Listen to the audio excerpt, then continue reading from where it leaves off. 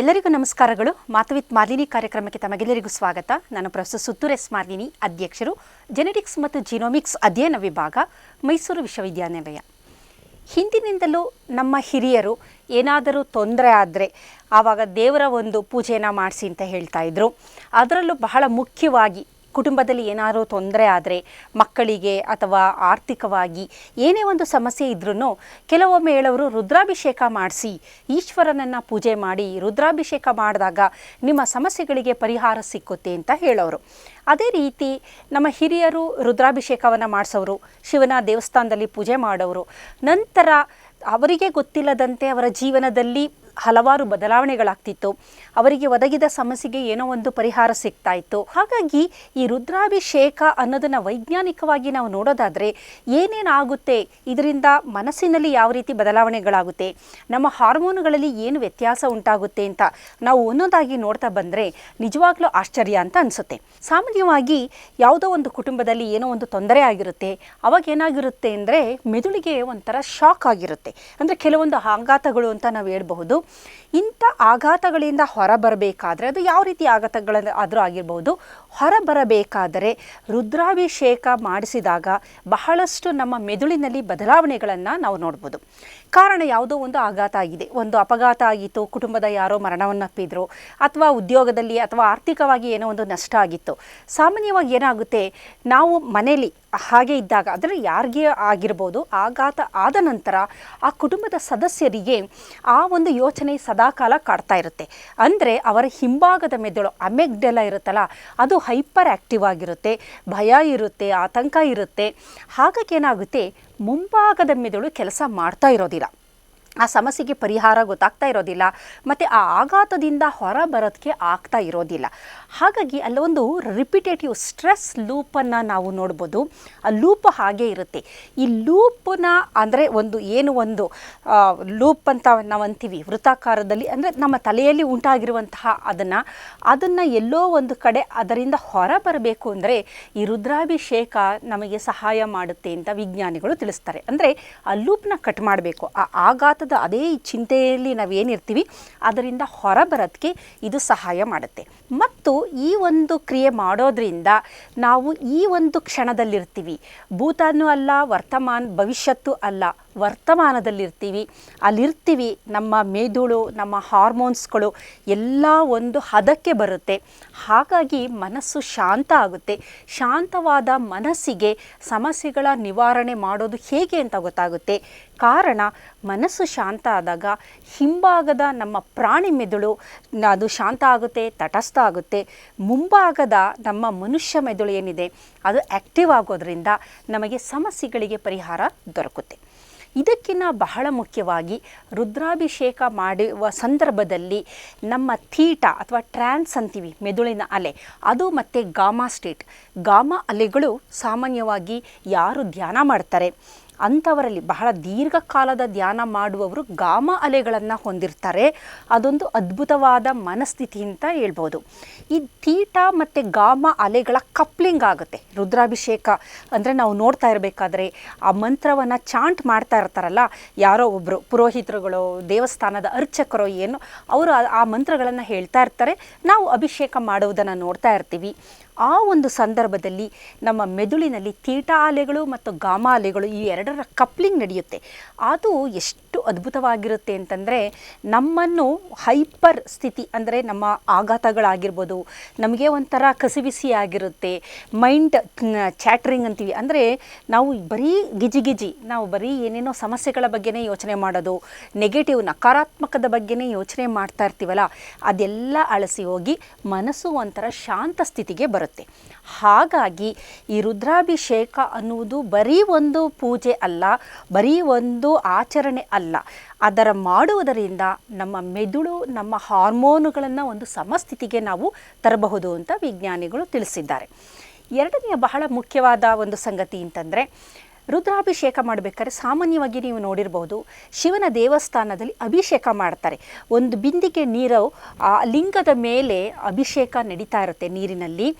ಆವಾಗ ಅದನ್ನು ತದೇಕ ಚಿತ್ತದಿಂದ ನಾವು ನೋಡ್ತಾ ಇದ್ದಂಥ ಸಂದರ್ಭದಲ್ಲಿ ನಮ್ಮ ಗಮನ ಸಂಪೂರ್ಣವಾಗಿ ಅಲ್ಲೇ ಇರುತ್ತೆ. ಅದು ನೀರು ಶಿವಲಿಂಗದ ಮೇಲೆ ಹರಿತಾ ಇರುತ್ತೆ.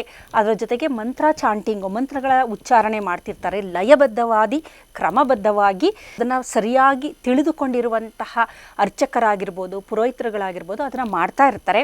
ಆ ನೀರು ಬೀಳುವುದು ಮತ್ತು ಆ ಚಾಂಟಿಂಗು ಇದೆರಡೂ ಕೇಳಿದಾಗ ಏನಾಗುತ್ತೆ ಅಂದರೆ ನಮ್ಮ parasympathetic nervous system over drive ಆಗುತ್ತೆ. ನಮಗೆ ಬೇಕಾಗಿರೋದೇ ಅದು. ನಮ್ಮನ್ನು ಶಾಂತ ಸ್ಥಿತಿಗೆ ಇಡಬೇಕು ಅಂತಂದರೆ ನಮ್ಮ ಪ್ಯಾರಾಸಿಂಪಥೆಟಿಕ್ ನರ್ವಸ್ ಸಿಸ್ಟಮ್, ಅದು ಅಟಾನಮಸ್ ನರ್ವಸ್ ಸಿಸ್ಟಮಿನ ಬಹಳ ಪ್ರಮುಖವಾದದ್ದು, ಅದು ಆ್ಯಕ್ಟಿವೇಟ್ ಆಗುತ್ತೆ. ಸಿಂಪಥೆಟಿಕ್ ನರ್ವಸ್ ಸಿಸ್ಟಮು ಸ್ವಲ್ಪ ಕಡಿಮೆ ಆಗುತ್ತೆ. ಸಿಂಪಥೆಟಿಕ್ ನರ್ವಸ್ ಸಿಸ್ಟಮ್ ಬಹಳಷ್ಟು ವಿಡಿಯೋದಲ್ಲಿ ನಾನು ಹೇಳಿದ್ದೀನಿ. ಅದು ಜಾಸ್ತಿ ಆದರೆ ಹೆಚ್ಚು ಹೆಚ್ಚು ಕಾರ್ಟಿಸಾಲ್ ಬಿಡುಗಡೆ ಆಗುತ್ತೆ, ನಮ್ಮ ಹೃದಯ ಬಡಿತ ಜಾಸ್ತಿ ಆಗುತ್ತೆ, ರಕ್ತದಲ್ಲಿ ಸಕ್ಕರೆ ಪ್ರಮಾಣ ಜಾಸ್ತಿ ಆಗುತ್ತೆ, ನಮ್ಮ ಸ್ನಾಯುಗಳು ಬಿಗಿತ ಉಂಟಾಗುತ್ತೆ. ಇದೆಲ್ಲ ಆಗೋದು ಒಂಥರ ಗಾಬರಿಯ ಸ್ಥಿತಿ, ಹೆದರಿಕೆ, ಗಾಬರಿ ಆ ಥರದ ಸ್ಥಿತಿಯಲ್ಲಿ ನಮಗೆ ಇದೆಲ್ಲ ಉಂಟಾಗೋದು. ಒತ್ತಡ ಉಂಟಾದಾಗ, ಭಯ ಉಂಟಾದಾಗ, ಆಘಾತಗಳನ್ನು ನಾವು ಪದೇ ಪದೇ ಜ್ಞಾಪಿಸ್ಕೊಂಡಾಗ, ಕೆಟ್ಟದ್ದು ಏನೋ ಒಂದು ನಡೆದಿರುತ್ತೆ, ಮಕ್ಕಳಿಗೆ ಸರಿಯಾಗಿ ಮಾರ್ಕ್ಸ್ ಬರದೇ ಇರ್ಬೋದು, ಸೀಟ್ ಸಿಗದೇ ಇರ್ಬೋದು, ಮದುವೆ ಆಗದೇ ಇರ್ಬೋದು, ಕೆಲವಾರು ತೊಂದರೆಗಳು ಅಂದರೆ ಸಂಸಾರದಲ್ಲಿರುವಂತಹ ತೊಂದರೆಗಳಾಗಿರ್ಬೋದು, ಆರ್ಥಿಕ ನಷ್ಟಗಳಾಗಿರ್ಬೋದು, ಇಂಥದ್ದೆಲ್ಲ ಇದ್ದಾಗ ನಮ್ಮ ಮುಂಭಾಗದ ಮೆದುಳು, ಅದು ಅರಿವಿನ ಮೆದುಳು, ಅದು ಸಮಸ್ಯೆಗೆ ಪರಿಹಾರ ನೀಡುವ ಮೆದುಳು, ಅದು ತಟಸ್ಥವಾಗಿರುತ್ತಲ್ಲ, ಇದು ಆ್ಯಕ್ಟಿವೇಟ್ ಆಗಬೇಕು. ಹಾಗಾಗಿ ಈ ಒಂದು ಪ್ಯಾರಾಸಿಂಪಥೆಟಿಕ್ ನರ್ವಸ್ ಸಿಸ್ಟಮ್ ಆ್ಯಕ್ಟಿವೇಟ್ ಆದಾಗ ವೇಗಸ್ ನರ್ವ್ ಆ್ಯಕ್ಟಿವೇಟ್ ಆಗುತ್ತೆ. ವೇಗಸ್ ನರ್ವ್ ಆ್ಯಕ್ಟಿವೇಟ್ ಆದಾಗ ಮುಂಭಾಗದ ಮೆದುಳು ಆ್ಯಕ್ಟಿವೇಟ್ ಆಗುತ್ತೆ. ಅವಾಗೇನಾಗುತ್ತೆ, ನಮಗೆ ಒಂಥರ ಭಯ ಇರೋದರಿಂದ ಸೇಫ್ಟಿ ಮೂಡು, ಫೈಟ್ ಫ್ಲೈಟ್ ಅನ್ನೋ ಮೂಡಲ್ಲಿ, ಭಯದಲ್ಲಿ ವಾತಾವರಣದಲ್ಲಿ ಇರ್ತೀವಿ ನಾವು, ಹೆದರಿಕೆ ಇರುತ್ತೆ, ಮನಸ್ಸಿಗೆ ಶಾಂತಿ ಇರೋದಿಲ್ಲ.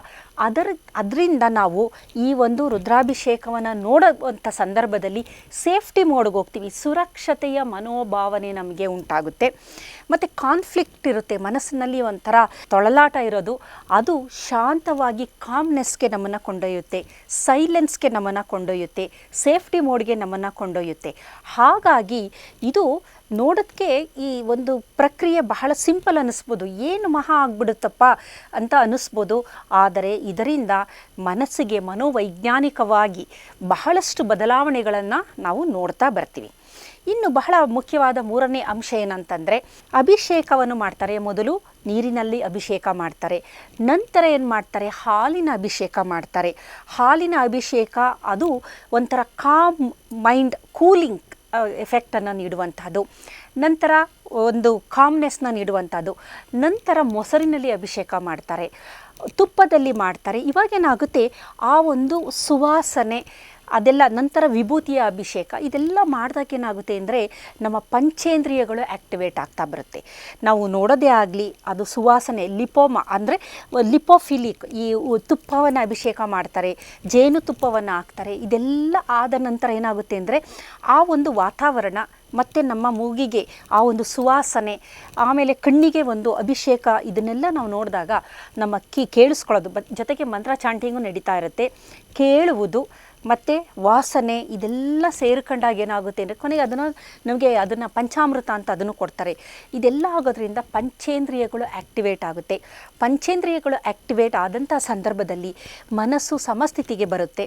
ಈ ಪಂಚೇಂದ್ರಿಯಗಳು ಆ್ಯಕ್ಟಿವೇಟ್ ಆದಾಗ ಏನಾಗುತ್ತೆ ಅಂದರೆ ನಮ್ಮ ಡೋಪಮೈನು, ಯಾವಾಗ ನಮಗೆ ತೊಂದರೆಗಳಿರುತ್ತೆ, ಭಯ ಇರುತ್ತೆ, ಒತ್ತಡ ಇರುತ್ತೆ, ನಮ್ಮ ಡೋಪಮೈನು ಸ್ಪೈಕ್ ಆಗ್ತಾ ಇರುತ್ತೆ. ಡೋಪಮೈನ್ ಒಳ್ಳೆಯ ಹಾರ್ಮೋನು, ರಿವಾರ್ಡಿಂಗ್ ಹಾರ್ಮೋನು. ಆದರೆ ನಮಗೆ ತೊಂದರೆಯಾದಂಥ ಪಕ್ಷದಲ್ಲಿ ಇದು ಸ್ಪೈಕ್ ಅಂದರೆ ಜಾಸ್ತಿ ಆಗ್ತಾ ಇರುತ್ತೆ. ಅದು ಜಾಸ್ತಿ ಆಗಬಾರ್ದು, ಅದು ಬೇಸ್ ಲೈನಲ್ಲಿ ಇರಬೇಕು. ಹಾಗಾಗಿ ಇದೆಲ್ಲ ಈ ಪಂಚೇಂದ್ರಿಯಗಳು ಆ್ಯಕ್ಟಿವೇಟ್ ಆದಾಗ ಸೆರೆಟೋನಿನ್, ಖುಷಿಯಾಗುತ್ತೆ ಮನಸ್ಸಿಗೆ, ರಿವಾರ್ಡಿಂಗ್ ಹಾರ್ಮೋನ್ ಸೆರೆಟೋನಿನ್ ಬಿಡುಗಡೆಯಾಗುತ್ತೆ, ಜೊತೆಗೆ ಎಂಡಾರ್ಫಿನ್ ಬಿಡುಗಡೆಯಾಗುತ್ತೆ. ಡೊಪಮೈನು ಸ್ಪೈಕ್ ಆಗಲ್ಲ, ಒಂದು ಮಟ್ಟದಲ್ಲಿ ಬಿಡುಗಡೆಯಾಗುತ್ತೆ. ಬೇಸ್, ಅದರದ್ದು ಏನು ಬೇಸ್ ಲೈನ್ ಇರುತ್ತೆ ಅದು ಸರಿಯಾಗಿ ನಿಗದಿಯಾಗುತ್ತೆ. ಹಾಗಾಗಿ ನಮ್ಮ ಎಲ್ಲ ಒಳ್ಳೆಯ ಹಾರ್ಮೋನುಗಳು ಬಿಡುಗಡೆಯಾಗುತ್ತೆ. ಕಾರ್ಟಿಸಾಲ್ ಪ್ರಮಾಣ ಕಡಿಮೆ ಆಗ್ತಾ ಬರುತ್ತೆ, ಶಾಂತವಾಗುತ್ತೆ, ಕಾರ್ಟಿಸಾಲ್ ಪ್ರಮಾಣ ಕಡಿಮೆಯಾಗುತ್ತೆ. ಹೆಚ್ಚಾದ ಹೃದಯ ಬಡಿತ, ಒಂಥರ ಆ್ಯಂಗ್ಸೈಟಿ, ಆತಂಕ ಏನಿರುತ್ತೆ ಅದೆಲ್ಲ ಸಮಸ್ಥಿತಿಗೆ ಬರುತ್ತೆ. ಕಾರ್ಟಿಸಾಲ್ ಕಡಿಮೆ ಆಗುತ್ತೆ. ಇದರ ಜೊತೆಗೆ ಗಾಬಾಮೈನೋ ಬ್ಯೂಟ್ರಿಕ್ ಆ್ಯಸಿಡ್ ಪ್ರಮಾಣ ಹೆಚ್ಚಾಗುತ್ತೆ. ಗ್ಲೂಟಮೇಟ್ ಅನ್ನೋದು ಎಕ್ಸೈಟೇಟರಿ ನ್ಯೂರೋ ಹಾರ್ಮೋನು, ಅದು ಕಡಿಮೆ ಆಗುತ್ತೆ. ಗಾಬಾ ಗಾಮಾ ಅಮೈನೋ ಬ್ಯೂಟರಿಕ್ ಆ್ಯಸಿಡ್ ಅದು ಇನಿಬಿಟರಿ ನ್ಯೂರೋ ಟ್ರಾನ್ಸ್ಮಿಟರ್ ಅದು ಹೆಚ್ಚಾಗುತ್ತೆ. ಅದು ಹೆಚ್ಚಾದಾಗ ಏನಾಗುತ್ತೆ ಅಂದರೆ ನಮ್ಮನ್ನು ಇನಿಬಿಟ್ ಮಾಡುತ್ತೆ. ಸಮಸ್ಯೆಗಳಿಗೆ ನಾವು ಸ್ಪಂದಿಸೋದೇ ಆಗಲಿ, ಆತಂಕ ಪಡೋದೇ ಆಗಲಿ, ತಕ್ಷಣ ಅದಕ್ಕೆ ರಿಯಾಕ್ಟ್ ಮಾಡೋದೇ ಆಗಲಿ, ಇಂಥದನ್ನು ಮಾಡದೆ ಒಂದು ಸಮಸ್ಥಿತಿಗೆ ನಾವು ಬರ್ತೀವಿ. ಇದರ ಜೊತೆಗೆ ರುದ್ರ ಅಂತ ಅಂದಾಗ ಅಲ್ಲಿ ಶಿವ ಅಂತಂದಾಗ ಈಗೋ ಡಿಸಲ್ಯೂಷನ್, ನಮ್ಮಲ್ಲಿ ಇರುವಂತಹ ಏನು ಒಂದು ಈಗೋ, ನಾನು, ನನ್ನದು, ನನ್ನ ಅಂತಸ್ತು, ನನ್ನ ಅಧಿಕಾರ ಏನಿರುತ್ತೆ ಅದರಿಂದಲೇ ಎಷ್ಟೋ ಸಮಸ್ಯೆಗಳು ಉಂಟಾಗುವಂಥ ಸ್ಥಿತಿ. ಹಾಗಾಗಿ ಆ ಈಗೋ ಅನ್ನೋದು ಕಮ್ಮಿ ಆಗುತ್ತೆ, ಕಾರ್ಟಿಸಾಲ್ ಪ್ರಮಾಣ ಕಡಿಮೆಯಾಗುತ್ತೆ, ಭಯವನ್ನು ಗೆಲ್ಲುವಂಥ ಒಂದು ಮನಸ್ಥಿತಿ ನಮಗೆ ಬರುತ್ತೆ, ಸೇಫ್ಟಿ ಮೋಡ್ಗೆ ನಾವು ಹೋಗ್ತೀವಿ. ಇದರ ಜೊತೆಗೆ ಮೈಂಡ್ ಚಾಟ್ರಿಂಗ್ ಅಂದರೆ ಮನಸ್ಸು ಸದಾ ಒಂಥರ ಕಿಚಿ ಆಗೋದು, ಏನೇನೋ ಯೋಚನೆ ಮಾಡೋದು, ಆ ಯೋಚನೆಗಳ ಒಂದು ಸುಳಿಯಲ್ಲಿ ಸಿಗಾಕೊಳ್ಳೋದು, ಆ ಲೂಪಲ್ಲಿ ಸಿಗಾಕೊಳ್ಳೋದು, ಇದೆಲ್ಲದೂ ಕಡಿಮೆ ಆಗ್ತಾ ಮನಸ್ಥಿತಿ ಒಂಥರ ಶಾಂತ ಪರಿಸ್ಥಿತಿಗೆ ನಾವು ಹೋಗ್ತೀವಿ. ಹಾಗಾಗಿ ಈ ಅಭಿಷೇಕವನ್ನು ನೋಡೋದೇ ಆಗಲಿ, ಮಂತ್ರವನ್ನು ಕೇಳೋದೇ ಆಗಲಿ, ಮಂತ್ರ ಪಠನೆ ಓಂಕಾರವನ್ನು ಮಾಡೋದೇ ಆಗಲಿ ನಾವು ಸಹ ಮಾಡಿದಾಗ, ಅಥವಾ ಸರಿಯಾದ ಒಂದು ಫ್ರೀಕ್ವೆನ್ಸಿಲಿ ಅವರು ಹೇಳುವುದು ಲಯಬದ್ಧವಾಗಿ ಹೇಳುವುದನ್ನು ಕೇಳಿದಾಗ ಮನಸ್ಸಿನಲ್ಲಿ ನಮಗೆ ಅರಿವಿಲ್ಲದಂತೆ ಬಹಳಷ್ಟು ಬದಲಾವಣೆಗಳನ್ನು ನಾವು ನೋಡ್ತಾ ಬರ್ತೀವಿ. ಇದೇ ಸಂದರ್ಭದಲ್ಲಿ ಮನಸ್ಸಿನಲ್ಲಿ, ನಮ್ಮ ಮೆದುಳಿನಲ್ಲಿ ಹಲವಾರು ಒಳ್ಳೆಯ ಅಲೆಗಳು ಅದು ಉಂಟಾಗುತ್ತೆ.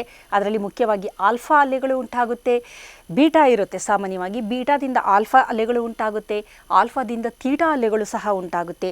ಇದು ನಮ್ಮನ್ನು ಶಾಂತ ಸ್ಥಿತಿಗೆ ತೆಗೆದುಕೊಂಡು ಹೋಗುವಂಥ ಅಲೆಗಳಾಗಿರೋದ್ರಿಂದ ಇಂತಹ ಒಂದು ಅಲೆಗಳು ನಮ್ಮ ಮೆದುಳಿನಲ್ಲಿ ಉಂಟಾದಾಗ ನಮ್ಮ ಮುಂಭಾಗದ ಮೆದುಳು ಜಾಗೃತ ಆಗುತ್ತೆ, ಹೈಪರ್ ಆಗುತ್ತೆ, ಹಿಂಭಾಗದ ಪ್ರಾಣಿ ಮೆದುಳು ತಟಸ್ಥ ಆಗುತ್ತೆ. ಫೈಟ್ ಫ್ಲೈಟ್ ಅಂತ ಯಾವ ಹಾರ್ಮೋನು ಅಮೆಗ್ಡಲಾ ಜಾಗದಲ್ಲಿ ಇದೆಯಲ್ಲ ಅದು ಶಾಂತ ಆಗ್ತಾ ಬರುತ್ತೆ. ನಮಗೆ ಎಲ್ಲ ಆವಾಗ ಸ್ಪಷ್ಟವಾಗಿ ಕಾಣೋಕ್ಕೆ ಆರಂಭ ಆಗುತ್ತೆ. ಮನಸ್ಸು ಶಾಂತ ಆಗಬೇಕು, ಸೇಫ್ಟಿ ಮೋಡ್, ಸುರಕ್ಷತೆಯ ಒಂದು ಇದರಲ್ಲಿ ಇದ್ದೀನಿ ನಾನು, ಭಗವಂತ ಇದ್ದಾನೆ, ನನ್ನ ಕಾಪಾಡುತ್ತಾನೆ ಅನ್ನುವ ಒಂದು ನಂಬಿಕೆ ಇದೆಯಲ್ಲ, ಪ್ಲಾಸಿಬೋನೇ ಆಗಬಹುದು ಅದು. ಆ ಒಂದು ನಂಬಿಕೆಯಿಂದನೇ ಏನಾಗುತ್ತೆ ಅಂದರೆ ದೇಹದಲ್ಲಿ ನಮಗೆ ಅರಿವಿಲ್ಲದಂತೆ ಹಲವಾರು ಬದಲಾವಣೆಗಳನ್ನು ನಾವು ನೋಡ್ತಾ ಬರ್ತೀವಿ. ಅದನ್ನು ಪ್ಲಾಸಿಬೋ ಅಂತಲೂ ಸಹ ಕರಿತೀವಿ. ಈ ಪ್ಲಾಸಿಬೋ ಎಫೆಕ್ಟಿಂದ ಒಂದು ಟ್ರಸ್ಟ್ ಅನ್ನೋದು, ಒಂದು ಆಕ್ಸಿಟಾಸಿನ್ ಹಾರ್ಮೋನ್ ಬಿಡುಗಡೆಯಾಗುತ್ತೆ. ಭಗವಂತನಲ್ಲಿ ಸಂಪೂರ್ಣವಾಗಿ ನಾನು ಶರಣಾಗತಿಯಾಗಿದ್ದೇನೆ, ಭಗವಂತ ನನ್ನ ಕಾಪಾಡುತ್ತಾನೆ ಅನ್ನುವ ಒಂದು ಮನೋಭಾವನೆ ನಮಗೆ ಬಂದಾಗ ಆಕ್ಸಿಟಾಸಿನ್ ಹಾರ್ಮೋನ್ ರಿಲೀಸ್ ಆಗುತ್ತೆ. ಟ್ರಸ್ಟ್ ಹಾರ್ಮೋನ್ ಅದು ಬಾಂಡಿಂಗ್ ಹಾರ್ಮೋನ್, ನನ್ನನ್ನು ನಾನು ಅರ್ಪಿಸಿಕೊಳ್ಳುವುದು. ಈ ಸಂದರ್ಭದಲ್ಲಿ ಏನಾಗುತ್ತೆ ಅಂದರೆ ಇಷ್ಟೆಲ್ಲ ಆದಾಗ ನನ್ನನ್ನು ನಾನು ಒಳಹೊಕ್ಕು ನಾನು ನೋಡುತ್ತಾ ಬರ್ತೀನಿ. ಒಳಹೊಕ್ಕು ನೋಡಿದಾಗ ನನಗೇನಾಗಿದೆ, ಏನಕ್ಕೆ ಈ ಸಮಸ್ಯೆ ಬಂತು, ಈ ಸಮಸ್ಯೆಯಿಂದ ಯಾವ ರೀತಿ ಹೊರಬರಬೇಕು ಅನ್ನುವುದು ಅಂತರಂಗದ ಒಂದು ಶುದ್ಧತೆ ಅಂತ ಏನಂತೀವಿ ಅದು ನಮಗೆ ಅರಿವಾಗುತ್ತೆ. ಇಷ್ಟೆಲ್ಲ ಆದಾಗ ಕ್ಲಾರಿಟಿ ಇರುತ್ತೆ ಮೈಂಡಿಗೆ, ನಾನು ಮುಂದೆ ಏನು ಮಾಡಬೇಕು, ಏನು ಮಾಡಿದ್ರೆ ನನ್ನ ಸಮಸ್ಯೆಗಳಿಗೆ ಪರಿಹಾರ ಸಿಕ್ಕುತ್ತೆ ಅನ್ನುವ ಒಂದು ಕ್ಲಾರಿಟಿಯನ್ನು ಕೊಡೋದಕ್ಕೋಸ್ಕರನೇ ಕೆಲವೊಂದು ಆಚರಣೆಗಳನ್ನು ನಮ್ಮ ಹಿರಿಯರು ಹಿಂದಿನಿಂದಲೂ ಮಾಡ್ಕೊತ ಬಂದಿದ್ದರು. ಆದರೆ ನಾವೇನು ಮಾಡ್ತೀವಿ, ಅದನ್ನು ಧರ್ಮದ ಹೆಸರಿನಲ್ಲಿ ಅಯ್ಯೋ ಇದು ಬೇಡ ಅನ್ನೋ ಒಂದು ನಿಟ್ಟಿನಲ್ಲಿ ಎಲ್ಲೋ ಒಂದು ಕಡೆ ಅದರ ಬಗ್ಗೆ, ಅದರಲ್ಲಿರುವ ವೈಜ್ಞಾನಿಕತೆಯ ಬಗ್ಗೆ, ಅದು ನಮ್ಮ ದೇಹಕ್ಕೆ ಯಾವ ರೀತಿ ಅನುಕೂಲ ಮಾಡ್ತಿದೆ ಅನ್ನುವುದರ ಬಗ್ಗೆ ನಾವು ಎಲ್ಲೋ ಒಂದು ಕಡೆ ಅದನ್ನು ಅಸಡ್ಡೆ ಮಾಡಿ ಅದನ್ನು ತೆಗೆದಾಕ್ತಾ ಇದ್ದೀವಿ. ಹಾಗಾಗಿ ಇದು ಬರೀ ರುದ್ರಾಭಿಷೇಕ ಅಂತ ದೇವಸ್ಥಾನದಲ್ಲಿ ಏನು ಮಾಡ್ತಾರೆ ಅದು ಕೇವಲ ಒಂದು ಆಚರಣೆ ಅಲ್ಲ. ಇದರಿಂದ ನಮ್ಮ ಹಾರ್ಮೋನ್ ಪ್ರೊಫೈಲ್, ಏನೇನು ಒತ್ತಡದ ಹಾರ್ಮೋನ್ ಜಾಸ್ತಿ ಆಗ್ತಿರುತ್ತಲ್ಲ, CRH, ಹೈಪೋಥಾಲಮಸಿಂದ ಬಿಡುಗಡೆಯಾಗುವ CRH ಆಗಿರ್ಬೋದು, ನಂತರ ಪಿಟ್ಯೂಟರಿಯಿಂದ ಬಿಡುಗಡೆಯಾಗುವ ACTH ಆಗಿರ್ಬೋದು, ಅಡ್ರಿನಲ್ ಗ್ಲ್ಯಾಂಡಿಂದ ಬಿಡುಗಡೆಯಾಗುವ ಕಾರ್ಟಿಸಾಲ್ ಆಗಿರಬಹುದು, ಈ ಒಂದು ಪಾತ್ವೇಯನ್ನು ಅದು ಅಲೈನ್ ಮಾಡ್ತಾ ಬರುತ್ತೆ. ಮತ್ತು ಇದನ್ನು ಹೈಪರ್ ಆ್ಯಕ್ಟಿವೇಟ್ ಆಗದೇ ಇದ್ದ ಹಾಗೆ ತಡೆದು ಹೆಚ್ಚಿಗೆ ಒತ್ತಡದ ಹಾರ್ಮೋನು ಬಿಡುಗಡೆಯಾಗದ ಹಾಗೆ ತಡೆಯೋದ್ರಿಂದ ನಮ್ಮ ಹೃದಯ ಬಡಿತ ಆಗಿರ್ಬೋದು, ರಕ್ತದಲ್ಲಿ ಸಕ್ಕರೆ ಪ್ರಮಾಣ ಆಗಿರ್ಬೋದು, ಈ ಥರದ ವೇರಿಯೇಷನ್ಗಳೇನಿರುತ್ತೆ ಅದೆಲ್ಲ ತಟಸ್ಥ ಆಗೋದ್ರಿಂದ ಮನಸ್ಸು ಶಾಂತ ಆಗುತ್ತೆ. ಮನಸ್ಸು ಶಾಂತ ಆದಾಗ ಮಾನಸಿಕ ಒತ್ತಡ ಕಮ್ಮಿ ಆದಾಗ ದೈಹಿಕವಾಗಿಯೂ ಸಹ ನಾವು ಸದೃಢರಾಗ್ತೀವಿ. ಕಾರಣ ಇತ್ತೀಚೆಗೆ ಕಾಣಿಸಿಕೊಳ್ಳುತ್ತಿರುವ ಬಹಳಷ್ಟು ಕಾಯಿಲೆಗಳು ಮನೋದೈಹಿಕ ಕಾಯಿಲೆಗಳಾಗಿರೋದ್ರಿಂದ ಮನಸ್ಸು ಶಾಂತವಾಗಿದ್ದರೆ ದೈಹಿಕವಾಗಿಯೂ ಸಹ ನಾವು ಆರೋಗ್ಯವಂತರಾಗಿರ್ತೀವಿ. ಹಾಗಾಗಿ ರುದ್ರಾಭಿಷೇಕ ಅನ್ನುವುದು ಕೇವಲ ಒಂದು ಆಚರಣೆಯಲ್ಲ. ಬಹಳಷ್ಟು ಸಂದರ್ಭದಲ್ಲಿ ನಮಗೆ ತೊಂದರೆಯಾಗಿ ಮನಃಶಾಂತಿ ಬೇಕು, ನೆಮ್ಮದಿ ಬೇಕು, ನನಗೆ ತುಂಬ ಕಷ್ಟ ಆಗ್ತಿದೆ ಅನ್ನುವ ಸಂದರ್ಭದಲ್ಲಿ ಈ ರುದ್ರಾಭಿಷೇಕ ಎಲ್ಲೋ ಒಂದು ಕಡೆ ನಮಗೆ ಮನಃಶಾಂತಿಯನ್ನು ನೀಡಿ ನಮ್ಮ ಮುಂದಿನ ಹಾದಿಯನ್ನು ಸುಗಮವಾಗಿಸಲು ಇರುವಂತಹ ಕೆಲವೊಂದು ಆಚರಣೆಗಳು. ಇಲ್ಲಿ ಯಾವುದು ಮೂಢನಂಬಿಕೆಯೂ ಅಲ್ಲ, ಇದರಿಂದ ನಮಗೆ ಯಾವುದೇ ರೀತಿ ತೊಂದರೆ ಆಗೋದಿಲ್ಲ. ಕೇವಲ ದೇವಸ್ಥಾನದಲ್ಲಿ ಕೆಲವೊಂದು ಆಚರಣೆಗಳನ್ನು ಮಾಡೋದರಿಂದ ಬೇಕಾದಷ್ಟು ಜೀವನದಲ್ಲಿ ಬದಲಾವಣೆಗಳನ್ನು ನಾವು ನೋಡಬಹುದು. ನಮಸ್ಕಾರ.